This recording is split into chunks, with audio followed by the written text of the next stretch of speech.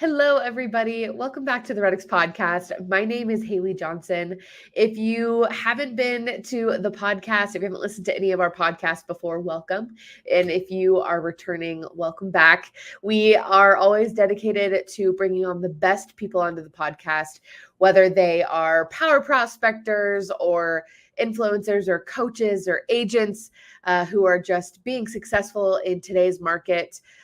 That is who we bring on, and we chat with what they're doing to be successful and how you can do the same, which is no different in today's conversation with Andy Cole, who is a prospecting master. He started out as an ISA agent, transitioned into being a full-time agent, and now runs his own ISA company.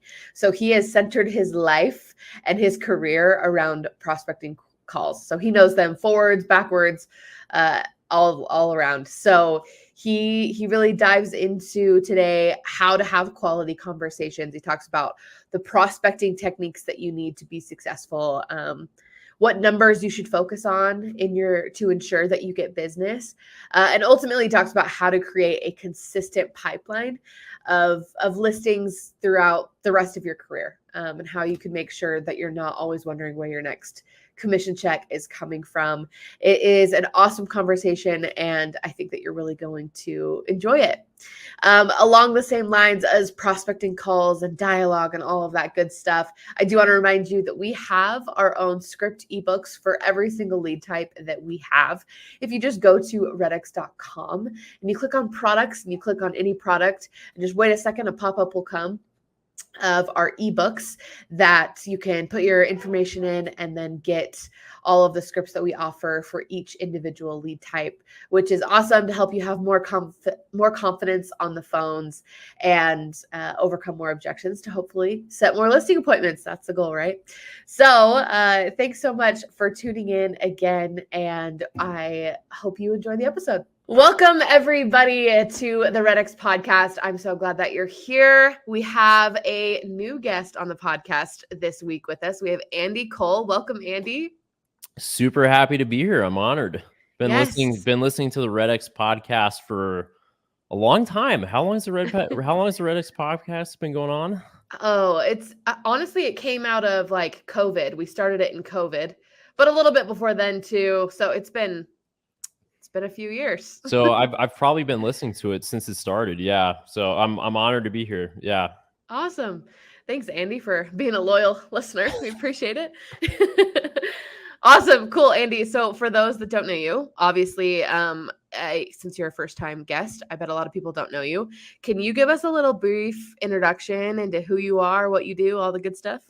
Yeah, absolutely. So I hate talking about myself, but for the sake of the audience, so they can get to know me a little bit, my name is Andy Cole.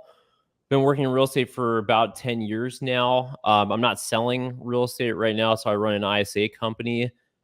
Been basically making phone calls has been my jam for about 10 years. So I've made a lot of phone calls. I started off working as an ISA for a gentleman named Spencer Hash, located in San Antonio, Texas. Started off in the corner of a conference room, did that for 3 years, got pretty good at it. Then started working as a listing agent, did that for a year, got pretty good at it. And then decided that I actually like making phone calls a lot more than going out and meeting with people, which is super counterintuitive. Like most people, it's the complete opposite. It's like they'll do anything they possibly can to not make phone calls. Right. So sort of realized that there was a little bit of a need in the marketplace for that, and been doing that for coming up on 5 years now. So I love that. I think it's interesting because, we were talking pre-show about how you have centered your career around phone calls. And like you said, people try their very best to avoid picking up the phone. So it's amazing that you've made a career out of what you have and where you're at now. But what kind of lead types have you focused on? Do you tell ISAs to focus on, and that you would tell agents that they should focus on? So this is fresh in my mind because I was just having this exact conversation with another agent the other day about lead types. Yeah. And the reality is, like, there's no such thing as a good or a bad lead source. So this is, in my opinion, this is super important to understand. There's only good or bad contact info. Do you have good contact info or do you have bad contact info? And the reality is, a lead, it's just a lead. Like, you either have the good contact info or you don't, but the lead is just a lead. It's neither positive or negative. It is, it's ambivalent. It doesn't matter, right? So the question is, do you have the skills required to turn that lead into something useful? And that comes down to, okay, well, let's talk about like what kind of skills. Like, how are you good on the phone? Like, do you understand how to quickly get people to feel comfortable with you on the phone? Ask the right questions. Do you have the ability to sit back and, listen? Once you've asked a question, you have the ability to just simply sit back and listen and not just step over that person and cut them off on the phone. Like, they're telling you all this information. Something that I see a lot, especially with newer agents, is they get the other person talking and then they just cut the other person off. It's sort of like when you're driving on the road, like the person's cutting people off. You just got to let them speak. They're telling you all the info. So, as far as like what lead sources, I think it's just important to understand, you either have good contact info or bad contact info. And then in terms of, the people that you're speaking with, everybody's needs a place to live, right? So they either are going to be owning a place or they're renting a place. They might be living under a bridge, but that's not the majority of people, right? Yeah. So you could theoretically call anybody. You could just pull out do the yellow pages still exist these days? I don't know, but you could pull out a page in the yellow pages and just start calling people on the yellow pages. And the question is, like, again, do you have the skills required to quickly turn a cold lead into somebody that actually desires to do business with you? That's like the holy grail of sales, right? So that's a little bit of a long-winded answer. I'm not sure that's really the answer that you were looking for, but that's how I like to think about it. No, it sounds like what you really need to focus on are the skills of prospecting and calling, and less about who you're talking to. I mean, people can get into the weeds of like, should I call expired leads? Should I call for sale by owner leads? Like, I just broke my pen. Sorry. So they can kind of get into the weeds of all of that. But I mean, if somebody was like trying to decide, it really, I mean, you could kind of pick what you want, and then you just need to make sure that you're tailoring your conversations. Is that what I'm hearing from you? Yeah. So what I would recommend is pick one type and get really good at one type. So this is what I was literally just talking with somebody else about, like right before this call, and we were talking about for sale by owners. And he's got a automated dialer, and he is subscribed to all these different lead packages, expired, circle prospecting, etc.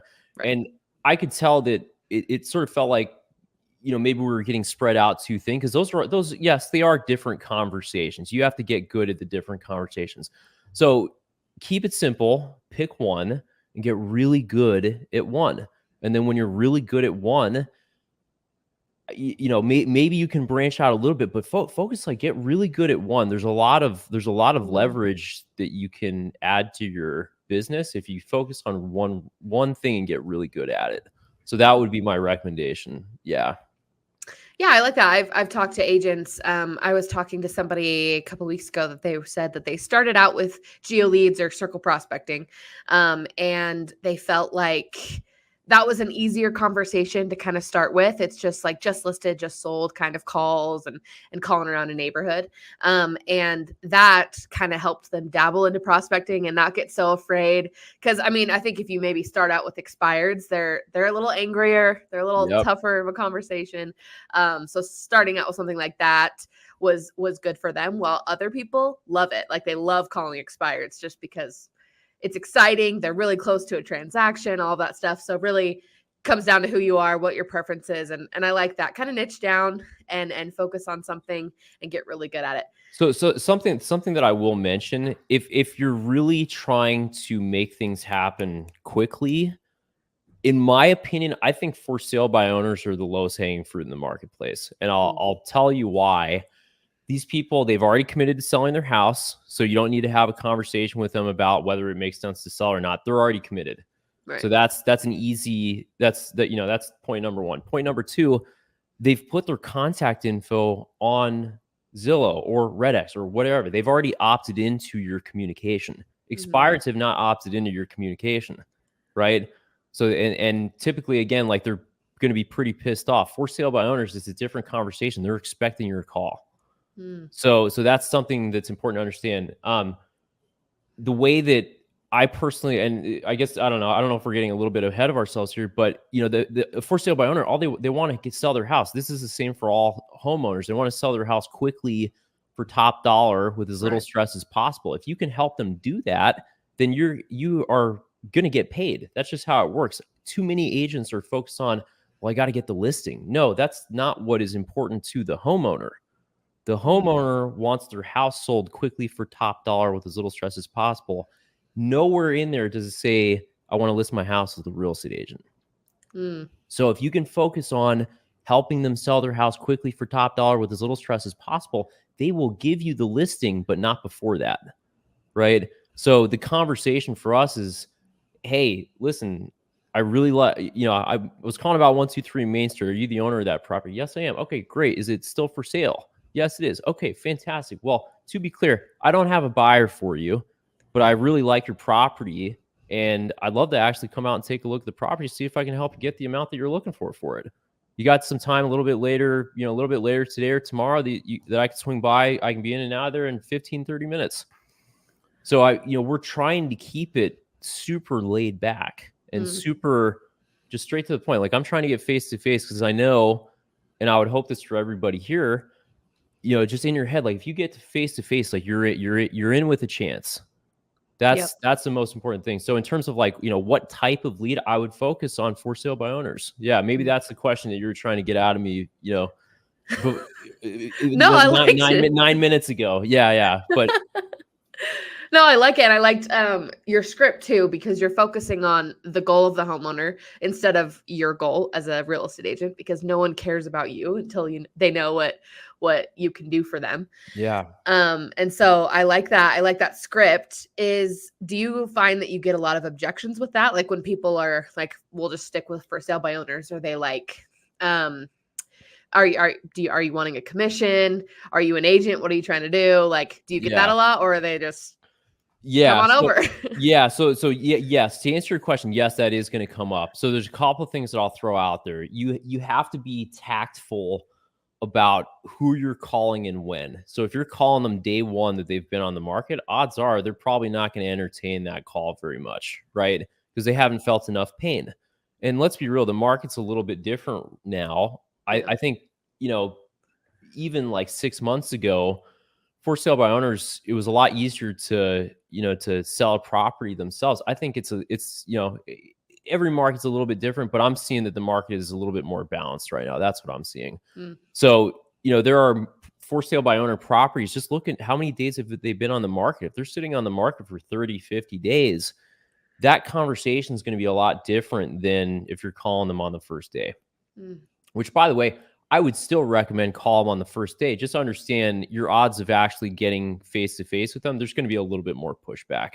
Yeah. So that's sort of like the mindset side of things. But in terms of like the objections that you'll deal with, wait, what? Like you don't have a buyer, but you want to come take a look at my house? Yeah, that's absolutely correct. I'm in the real estate space. I help people sell homes. I love your house. I would like to come take a look at it. Do you have some time a little bit later today or tomorrow that I can swing by and take a look?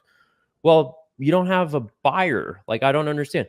Yeah, but I'm in the space, and what I do is I help people sell homes. So what I'd love to do, if you're open to it, is swing by, take a look at your property. There's a few things that I've noticed online that I think could be improved. So for example, first photo on Zillow, it's a picture of your kitchen. Like, 80% of your traffic is dropping off after they view the first 3 photos of your house. So it's like, start pointing out a few things. If they're really giving you objections over the phone, show them, hey, I see this, I see this, I see this. It's costing you probably $5,000 to $10,000 right there. And that I haven't even seen the house yet. So it just depends on what kind of objections are coming up. But at the end of the day, yeah, you're in real estate, but what you're actually in is the space that you're actually in is in sales, and sales is about solving problems for people. Right. So if the person is giving you objections, just let them know, like, hey, like, if you don't want me to come by and take a look at your property, that's fine. I'm in the business of solving problems for people. If you don't need my help, that's fine. No harm, no foul. And keep it low pressure. Like, even like the way that I'm scripting that, it's all designed to remove all the sales pressure out of the conversation. Like, who's got the problem here, right? Homeowners got the problem. They want their house sold. I have the solution for him, but I'm not desperate for a sale, right? Yeah. If I come across as desperate for a sale, there's no way that this person's going to want to work with me. But if I'm talking to this guy eye to eye, or he or she, whoever it is, and let him know, like, hey, this is what I'm bringing to the table, and I'm helping you solve your problem, which is you want to get your home sold quickly for top dollar with as little stress as possible, then I'd love to have that conversation with you. And I'm not saying anything about listing your house for sale, right? Yeah, you're focused on the end goal. Important. What's up? I said you're focused on the end goal is with getting their house sold, not listing their house, right? So I like that. I liked how you mentioned just now, I mean, a lot of people can pick up sales breath, right? And pushing people to a sale or sounding salesy, and you just sound like a neighbor who wants to help is really kind of the vibe that I get from that. And I also like that you're kind of straight to the point. You're not too fluffy around like just asking a bunch of questions. You're just like, hey, let's meet face to face. Like, can I come see your house? So it's not like, it doesn't sound like a super long conversation unless, they have a million objections. Which is fine, because then you can get their motivation and potentially just move on to the next lead if they're not interested. But I like those. I like that. I think that resonates with a for sale by owner, and I bet you have a lot of success with that. Yeah. It's effective, but again, you can't. I'll mention something that I just mentioned a second ago. You can't be desperate on the phone. Yeah. So the caveat here, and we were actually talking about this before we even started recording today. The caveat here is to truly come across as not desperate on the phone. You have to truly not be desperate. That means you have to have you have to have a pipeline. You have to have a book of business. The only way that you have a book of business is if you're making the calls every day, right? Mm-hmm. So if you're trying to do this and you're just like, oh, well, I just closed my last deal and now I got a prospect again. Well, no matter how you slice it, I promise you, if you go back and listen to that call after you make the call, you will have said something in that call that comes across as desperate, whether you realize it or not, right? So to truly come across as not being desperate and operating from a place where, hey, I'm genuinely trying to help you out and I'm not just looking for a sale, you have to have a pipeline in place backing you up. Otherwise, like you're faking it till you make it. You could fake it, but it's pretty challenging. Right. Yeah. So yeah, I see that a lot. Like, people will prospect for a few days or a few weeks, get a deal, or things are really hot. The market is hot and they stop prospecting. And what they don't understand is the work that you do now is what is going to come to fruition in like 90 days. Right. Exactly. So today's podcast is brought to you by REDX for Sale by Owner Leads, one of the best lead types to add to your prospecting toolbox. Here's why. First, FSBO leads have a high urgency to sell because they're actively attempting to sell on their own right now. Second, many for sale by owners incorrectly price their home and don't know how to effectively market it. That's why they need your agent experience to get their home sold fast and at the best possible price. And finally, REDX delivers the best and newest for sale by owner lead data every single day before any other lead service. This means that you can get a hold of FSBOs before other agents do and increase your chances of listing their home. If you're interested in prospecting for sale by owner leads, sign up today at redx.com/podcast and save $150 on your setup fee. Your business will thank you. If you're doing nothing now, in 90 days, you'll be struggling, whether or not you're struggling now. And so that's why prospecting consistently is so important, and not just like, oh, well, business is down, better pick up the phone, because by then you're 90 days late, right? You're toast. Yeah. And now you are literally desperate. And this might be a little bit too much information, but the way that I think about this, like desperation is like the dog piss that you can't get off of the carpet. Once the person smells it, you're gone. Like you're toast. You're not going to get anywhere. So you like keep that in mind. Like if you really want to be operating from a position of strength, you have to have a pipeline in place. The only way that you're operating from a position of strength is if you're prospecting every day. And there's no shortcut. It's hard work and it sucks. But you know what sucks even more is being broke. So that's why people become real estate agents, so that they don't have to answer to somebody, go to a 9 to 5. It's up to them to really prospect, and then they don't do it. It's hard to blame anyone else but yourself if you're not picking up the phone and actually, because we know it works, right? Andy can attest that it works. We talk to agents all the time who are like, oh, I just got another listing, and because I was prospecting. And then I see people that are like, oh, I'm really struggling to find listings right now. What do I do? And you see just on Facebook groups or anything, and you see so many comments of all of these things. But really, if you just picked up the phone, you wouldn't have that big of an issue, right? 100%. So I'll mention something else. Obviously I think it is a tougher market right now. Sure. And I think, there's all this like NAR stuff happening, and, interest rates are high, and, the objections and everything are, a little bit different. But the reality is, if you're showing up every day and making the calls every day, and you're focusing on the things that you actually have control over. I have no control over what's happening with NAR. I have no control over what's happening with interest rates. I have no control over who's president of the United States. The reality is, I don't even spend any time focusing on any of that stuff. I'm focusing on how many quality conversations did I have today, and what was the quantity, what was the quality of the conversation? I got this turned around. What was the quantity of conversations that I had, and what was the quality of those conversations? That's the only equation that you need to run your real estate business. And I would make the argument that's the same for any business, not just real estate. So if you focus on, again, quantity of conversations and quality of conversations, all those other three things that I just mentioned, those don't apply to you. And I don't know about, anybody else listening to this podcast. I got enough stress in my life as it is. I don't need to be worrying about this other stuff. If you're telling me all I got to focus on is those two things, and my business is going to be, I guess the thing is like on a rock built on rock instead of sand.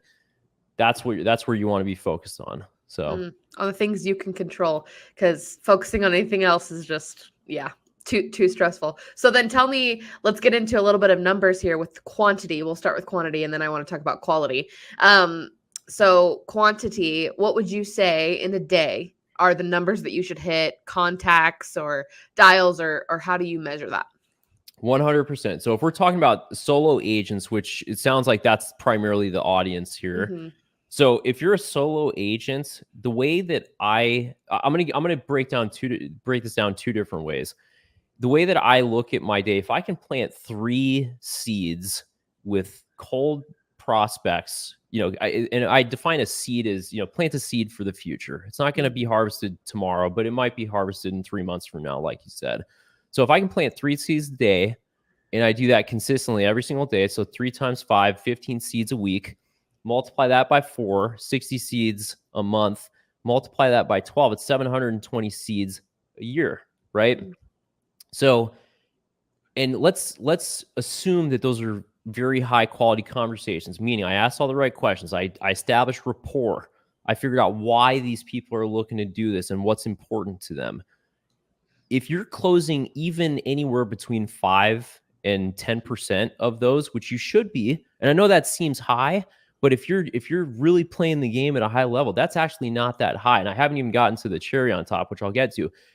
You're closing anywhere between 30, I think it's 31 and 72 transactions a year, just off of that math, right? Now, if you really want to leverage it up a little bit, focus on planting 5 seeds a day. Have 5 great conversations per day. You can play around with the numbers. It does but that's like the foundational math, right? So the other thing that I would look at if you're a solo agent, if you can just focus on adding 10 good homeowner leads, so that means you've got good contact info, you've got their first name, last name, phone number, preferably an email address, the name matches up with the tax records on the property. If you're adding 10 homeowner leads to your CRM every day and multiply that, by however many days in a month, let's just say like 20 days in a month, you're adding 200 homeowner leads per day. And if you're per month, if you're following up with those people every single month, you can't not be closing deals. Like, I'm sorry. And the way that you would follow up with those people, the way that you're scraping those leads into your database, you could be circle prospecting. It could be for sale by owners, could be expired listings. The way that you follow up those people, even if they're not ready to sell, just let them know up front. Like, even if you know that they're not ready to sell, handle the objection right up front. Hey, Haley, it's Andy with XYZ Realty. Hey, I was calling about your property, 123 Main Street. Hey, listen, I know you're not selling that property anytime soon, but I was curious to know, is this something that you might be considering the sale of, even if it's a year or two, year or 2, 3 years down the road? And what you'll find is, like, when you remove the sales pressure from the equation like that, you're talking so far out into the future.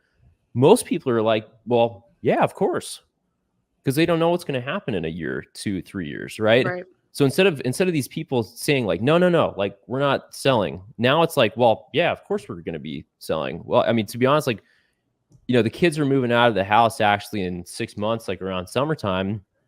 We'll probably be looking to downsize then and get into a smaller house.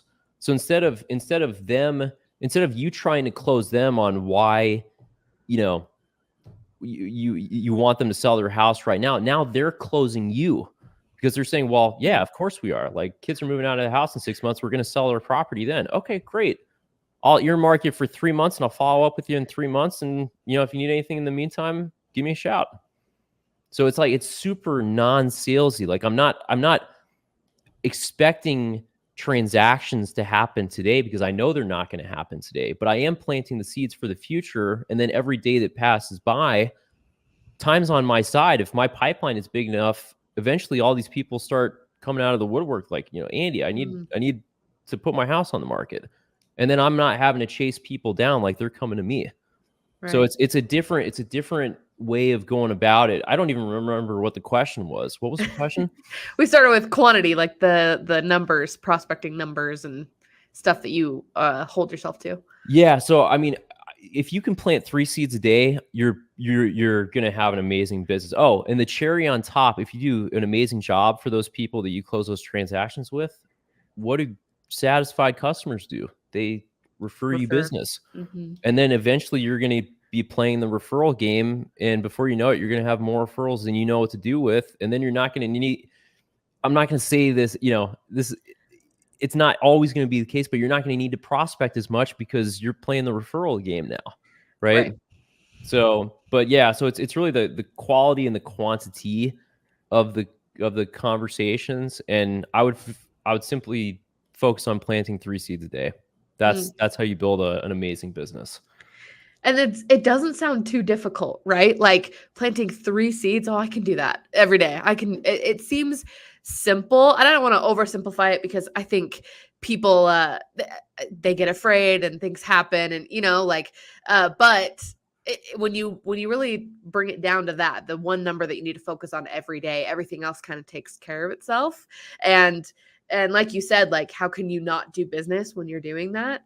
And because you're not sounding desperate, you're not like, I need business now. You're like, oh, cool. So you're thinking about moving in a year. Awesome. Like, let's talk then, or I'll follow up with you and all that stuff. So we talked about a little about quantity. You talked a little about quality. Could you break that down a little bit more about how you define like a quality conversation and how agents can have more quality conversations? Yeah. So this is such an easy answer. Well, I only discovered this after I've listened to thousands of phone calls. Yeah. So there's 2 things that we look for. Number one, did you actually have shared laughter on your phone call? That means with your prospect. So if you, and I'm not talking about fake laughter. I'm talking about genuine shared laughter at some point in the conversation. In a lot of cases, it's going to be about something unrelated to real estate. Right. So that means that you establish some sort of connection with that person, like rapport. Like there's something that happened in the call that made the conversation not transactional. Right.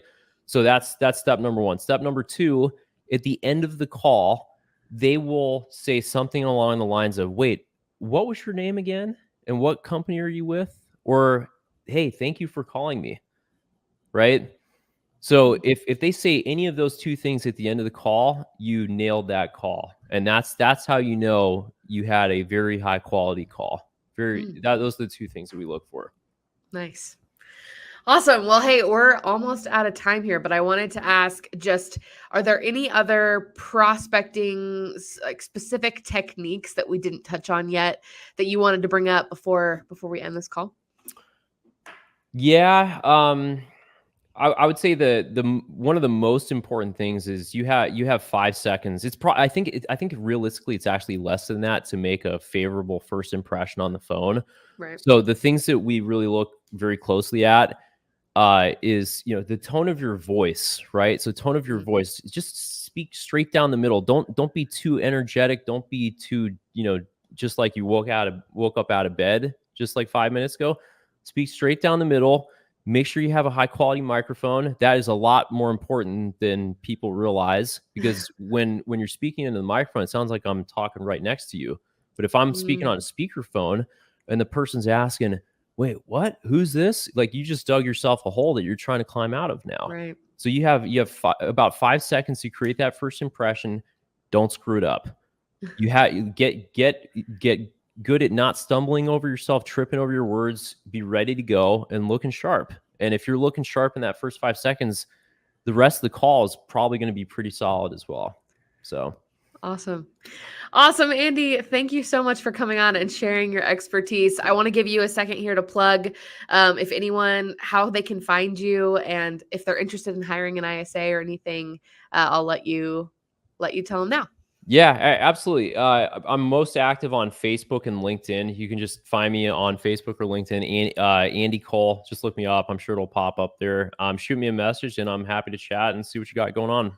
Awesome. Cool. We'll also link that below if anybody wants to just use that to find that pretty easily.